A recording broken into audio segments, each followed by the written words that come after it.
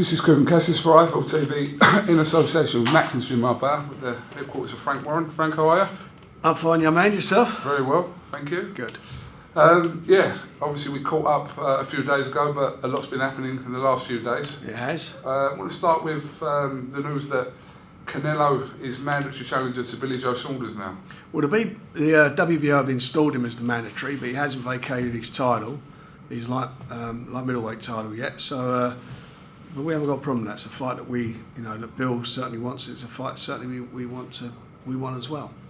So there's rumours that could happen around May time. Is that? That makes sense, doesn't it? Because it's a Mexican weekend, and that's how you would maximise the income for that fight to make it work.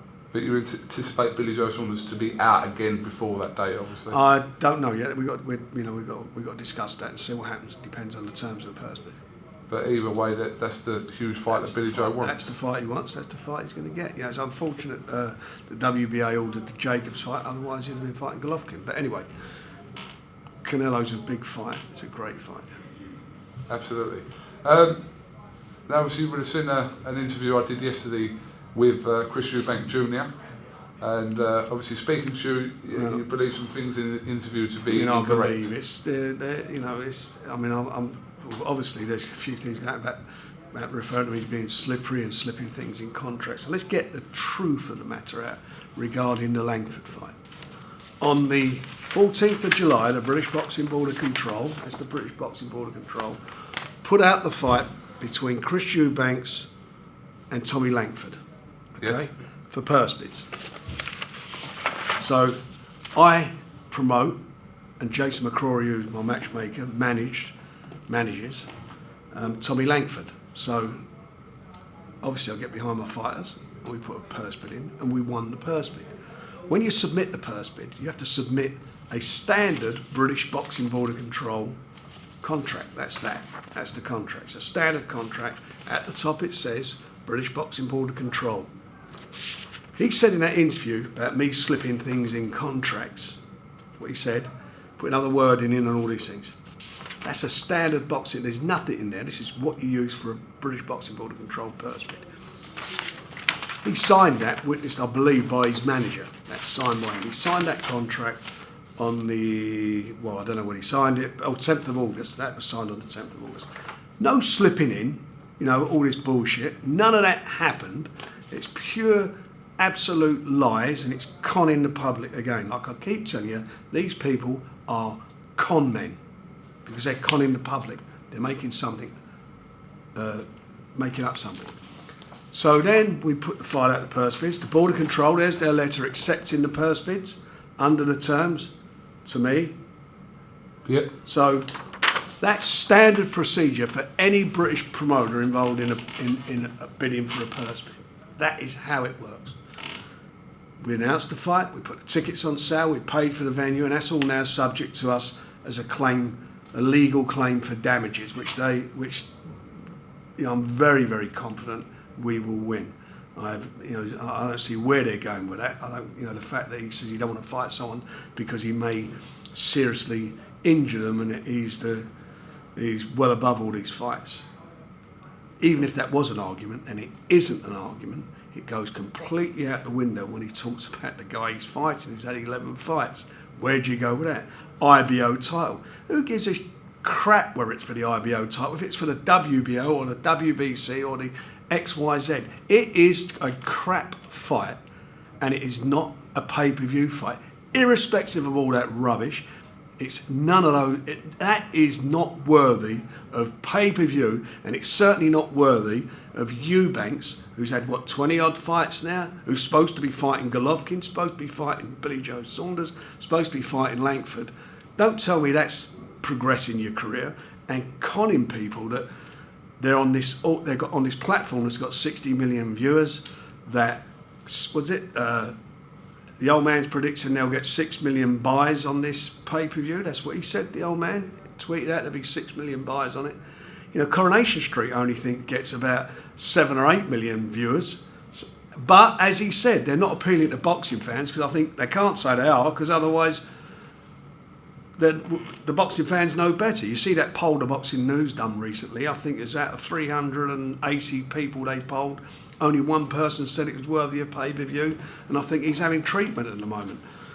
You look at the ITV situation, you know, of what they're doing there. You know, it's fantastic, as I've said before, that they're in, but these people are conning the public. They're conning the public about this IBO crap. They're conning the public about contracts and people being slippery. The only slippery people are them, and they are found out. They're found out by their own words. In all this time, he's not giving you an interview because you disrespect him. The first time they do an interview, they absolutely get caught out lying, out and out lying and conning the public. Documents signed by them, which, as I say, are subject to litigation. As regarding other fights, Billy Joe Saunders, and about what we asked for, just one thing they did ask for when we were negotiating with them was £400,000 worth of complimentary tickets.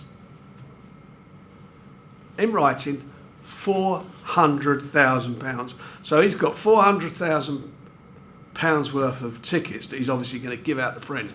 Wouldn't sell them. You know he wouldn't sell them. That is what they asked for. That is what you're dealing with. You know, I don't know what happened with Eddie Hearn and them, and I don't know what we know about pricing the tickets. All I know is the pricing of the tickets with us, what they were asking for, which I refuse to do, because you can't do that to the fans. Doubling the price of tickets, trebling the price of tickets, even putting tickets on secondary market. I don't agree with any of that stuff. Because some of our tickets may get on the secondary market and don't come from us. And I don't believe in ripping the fans off for prices of tickets. And I don't believe in taking a piss out of them and doubling the price of a standard ticket, as Eubanks wanted to do for the Saunders fight. But we got through all that and we sent a contract and it wasn't signed. And I don't want to keep banging on about Saunders and Golovkin. It's boring, it's history. Fact is, which is a fact, and he can't get away for it, they talk like he beat Billy Joe Saunders. And Billy Joe Saunders, you know, the only way he can get a living is fighting him. What planet is he on? Billy Joe, look at me. This is me talking to you, Chris Eubanks Jr. You lost. Billy Joe Saunders beat you. He beat you. Look at your record. You go to the record book, you open it up, you go down the list of fights you had, and you're going to see an L there, and it's a loss. And next to that L is Billy Joe Saunders. Got your scalp. You lost. So you want the fight, you come to us. We don't go to you. And as for the rest of it, it's just, you know, it's pathetic. But they're lying.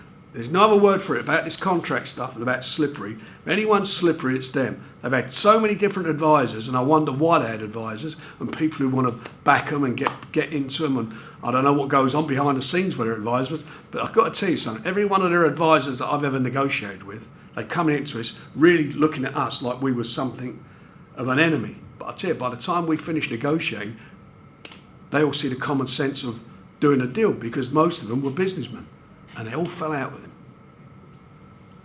And that must tell you something. And as I say, you know, stop all the slipperiness. Don't con the fans. You're con artist. That's what you're doing. You're conning them again. You're conning with this bullshit fight. You pulled out of a fight with Tommy Langford, having signed a standard boxing board of control contract without anything in there, nothing untoward in there, a straightforward British boxing board of control contract. Don't lie to people, because you're lying. Frank, as well as the interview I did with Chris Eubank Jr., I also did an interview with Chris Eubank Snr, which is not going to be out for a couple more days yet. But I'm going to pick out a couple of things that he said regarding you in the interview, which people will be able to see on Christmas Day. Quote Chris Eubank Sr. I asked him why, in his opinion, the rematch with Billy Joe Saunders hadn't happened to date. He says that you're impossible to deal with, and that you don't want to talk to him and you don't want to deal with him, so he doesn't have that avenue to come to you. That's not true. What you deal with him, then he tells you to deal with a lawyer. Then you speak to the lawyer, then you go back to him. Then they introduce, I've spoke with a guy called Yuri, I spoke to a fella in Manchester, all the different people he puts you through. It's bullshit. He's conning everybody saying that. We had an agreement agreed. A contract. We sent the contract. If you want to get me, I'll pull the contracts out between the two parties. It never got signed. And part of that was, as I said, the negotiation. Dealing with someone who wants 400 grand's worth of complimentary tickets. We're supposed to be selling tickets to the public. We're supposed to be selling tickets to pay for the boxers' purses, not to line his pockets. And Billy Joe Saunders beat him. Bill will tell you, he's seen the contract, his lawyer said it, Bill signed the contract. Bill signed to fight him. Bill's legally advised by Robert Davis, he signed. Why didn't he sign the contract? You know why he didn't sign the contract? Because the bottom line of it is they're conning everyone. They don't want the fight. They didn't want to fight Golovkin. And that's not dealing with me, they was dealing with another promoter, well, two promoters. They were dealing Golovkin's promoter and Hearns, and he didn't sign the contract. He didn't sign it. You cannot deal with it. They are lying. And what's going to come out of this stuff now with Tommy Langford? Because we're going to ask for their telephone bills and their emails, so how long they were dealing with ITV and negotiating with ITV whilst they had a signed contract. And that will come out in discovery. And they're questions they're going to have to answer. And the truth will come out. We've got nothing to hide. We've made a purse bid, we sent the contract, it was signed. We announced the fight. All straightforward, proper boxing business. Everything that's gone on that's untoward and slippery has come from them in a big way. And this culminated in announcing this garbage fight for a garbage pay-per-view to con people. It's a con. As in regards to the situation regarding Tommy Langford and this case, where are you? How advanced is that at the moment? The Border Control set a hearing date out. They tried to, Border Control put it out to Sports Resolutions for the hearing, and they've tried to. They don't want it being heard by Sports Resolutions. You know why I don't want to be hearing it? Because this is not about me and about them. This is a simple case. This is about a contract. It's about you signing a contract and me signing a contract. I have obligations in that contract, and they have obligations in that contract. I fulfilled all my obligations. They haven't fulfilled theirs. They have breached that agreement, having signed it. And simultaneously, it will establish what was going on behind the scenes and the reason why they didn't take the fight. And the reason they're taking... Don't tell me this guy who he's fighting in February is a harder fight than Tommy Langford. No one's going to tell me that. I've been around a long time. Around the block a long time. No one can tell me that's a harder fight. And Tommy Langford and Chris Eubank Jr. isn't a pay-per-view fight, so that certainly is not pay-per-view. This is bullshit. At what point in the year of this year did you kind of draw a line under this situation regarding Billy Joe and Chris Eubank? Well, I've done it a couple of times. You know, it's soul destroying. Bill lost a fight date. We had a date. We were going to run a show last, I think it must have been June or July. Yeah. We were nearly there doing it. It was nearly there to be done. And as a result of that, Bill lost out on a fight. You know, everybody's seen the contracts. His lawyer, you know, Bill's lawyer's seen what's gone on. Robert Davis, they'll confirm to you. We just wasted a lot of time on it. And then he sent me a text, Chris Eubanks Jr. in September about making the Billy Joe Saunders fight again. So we repeated the offer that we'd already agreed on, and that was it. And never come to anything. And subsequently, the Border Control, because he was trying to get out of the Langford fight. Subsequently, we said, get the Langford fight out of the way, and we moved forward. But it never happened. They wanted me to drop and Tommy Langford, by the way, has got a case against them for the loss of earnings. It's 2 cases they've got, and they wanted us to drop that out. Well, I'm not drop that out before we even talk. What do they think? What planet do they live on? I'm not dropping nothing out before I speak to them. They want the fight. They knew what they're doing. Their plan all along has been to avoid big name fights. That's their plan. It takes you back to, I remember when Barry Hearn took Chris Eubanks on his world tour, a little bit before your time in boxing, when Eubanks was fighting, and he fought, I think he was going to have 10 fights. I think it was in about a year or 18 months. And the world tour took in England, Scotland, and South Africa. And he fought guys like Dan Sherry and a few other guys, and that was it. Chris Eubanks had those fights. I think Sky pulled out of that in those days. Sky bowed out of it. And this is what this is about as well, picking easy fights. As soon as Chris Eubank came and fought for me, every one of those fights he lost.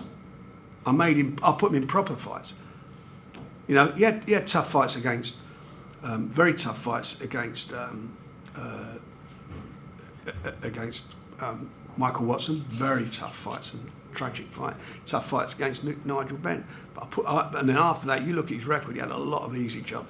But as soon as he came with me, Cole Thompson twice, Kawasaki got beat twice with him. Steve Collins beat him. You know, he got beat. We put him in fights where they were tough fights, going into maybe even money fights, but he lost all those fights. But what they're doing here is history repeating itself. Him finding a load of mugs, and they think they're going to sell that to the public. This fella he's fighting, I don't mean disrespect for him, he's a mug. I mean, I don't mean that disrespect, but you have to look at that and say that is a mismatch. That is not a fight that Chris Eubanks, who talks about fighting Golovkin, Saunders, Uncle Tom Cobley and all, you can't compare any of those to those guys. Or even Tommy Langford, you cannot compare that to any of them. And that's the road he's gone down. And as I say, calling it pay-per-view is rubbish. And, you know, we keep on giving him PR publicity by talking about it. But the thing, talking about people being slippery and whatever, they're slippery. Jesus Christ, I'll tell you something. You know, there must be some serious, what they call it, 4-in-1 oil on the bottom of his feet and slipping around with them, because they have tried to slip out of this fight, and they have slipped out of actually the fight, but they ain't slipping out of the contract and the damages. They will not be able to slip out of that, no matter how slippery they think they are. You know, they are conning everyone. They pulled out of that fight, having signed a contract to fight a lesser opponent for what they call pay-per-view. And as we all know, the 60 million people who watch ITV, I don't know where the 52 million go when they put Coronation Street on, I think, or the X Factor on, which are their highest rated programs. But, you know, as you know, he's going to do 6 million buys. I mean, it's a joke. You've said in the past, you said to me before that you wouldn't ever work with Snr again. I told him I don't want to work with him. I don't want to. You can't negotiate with a man. He is impossible to negotiate. It's not about you can't negotiate because I can't get him to agree what I want to get him to agree with. I think, or anybody. You can't negotiate because it's ludicrous negotiations. Even when you agree a deal, or even if it's a purse bid and you sign it, you still haven't got a deal. They sign things and you haven't got a deal. They put their name to a piece of paper, to a contract. It's signed and you haven't got it. So what chance you got of negotiating with them? When they're forced by the border control, you want to fight the British title, you have to sign this contract. Remember the old man's mantra, my boy, the most important thing is to win the British title. He's British. I'm changing my name to Johnny English. He's British, and you know what? That's more important than anything, because the British title is what my son's. The first time they can duck out of it after signing it, Johnny English and young Mr. English bow out. I'm on the road. I'm off now. I'm going to fight for the IBO title because that's more important against someone who's had 11 fights. And guess what? You're going to pay for it. You want my son? He's a Bugatti. Well, that Bugatti at the moment is getting serviced under the arches. And I wouldn't want Chris Eubanks messing around with the engine in my Bugatti, because I'll tell you what, where are they going? Pay-per-view. They are a bunch of con men. Con men. Frank, just yes, mate. From a fan perspective, obviously this is stuff that obviously goes on behind the scenes. A lot of people don't know about this stuff until we're showing you talk to us about. But the bottom line is that fight that is very much still anticipated, and people want to see that rematch between. Well, we want it, but you can't deal with it. He doesn't want it. So you don't believe that fight will ever happen? Well, it'll happen when if it does happen, it'll happen when Eubanks, I think, gets beat by somebody. Then he'll want the few quid. But how can it happen? He's had every opportunity for it to happen. We've done everything, bent over backwards to make it happen. They ain't obliged to give it to him. We bent over backwards. We were not obliged to make that happen. You know, he was going to fight Golovkin. I don't know. Listen, you speak to the Hearns more than I do. They've got their interpretation of it, and Eubanks has got them. Now, I'm not a fan of Hearns. Do I believe what Eubanks is saying? No, I don't. I don't believe him, because if he wanted that fight as badly as it is, and the money he was supposed to be getting, his signature would be on the contract. But then again, even when you get their signature on a piece of paper, you might as well go and wipe your ass with it. Well, okay. Well, what do you think? What does anybody sane think? You know, these are the papers. They're straightforward. All this casting aspersions, which, by the way, they're going to come unstuck with a lot of things they've been said, because that ain't going to be left line, and I will deal with that. But you know,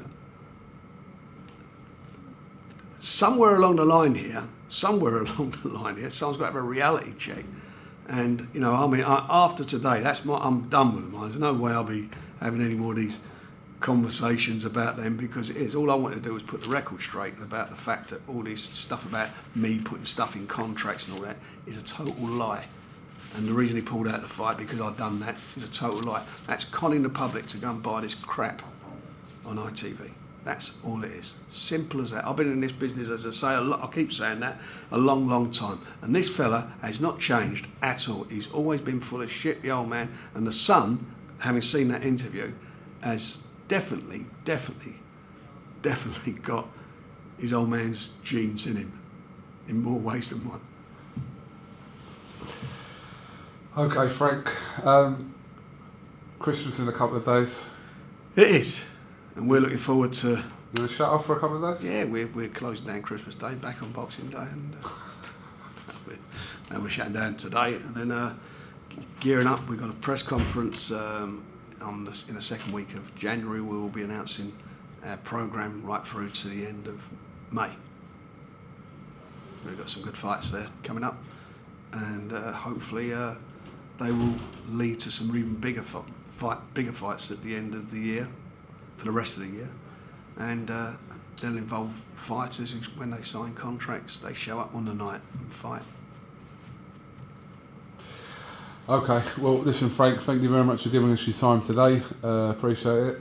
And listen, have a very, very Merry Christmas. I will do my best. And to you and all your viewers and everybody from us and everybody at BoxNation and Queensbury, you all have a fantastic Christmas and a healthy, happy and prosperous New Year. And get ready for 2017. And get ready, because every weekend is going to be a Boxing Day. That's what we want. Good. Thank you very much, Frank Warren.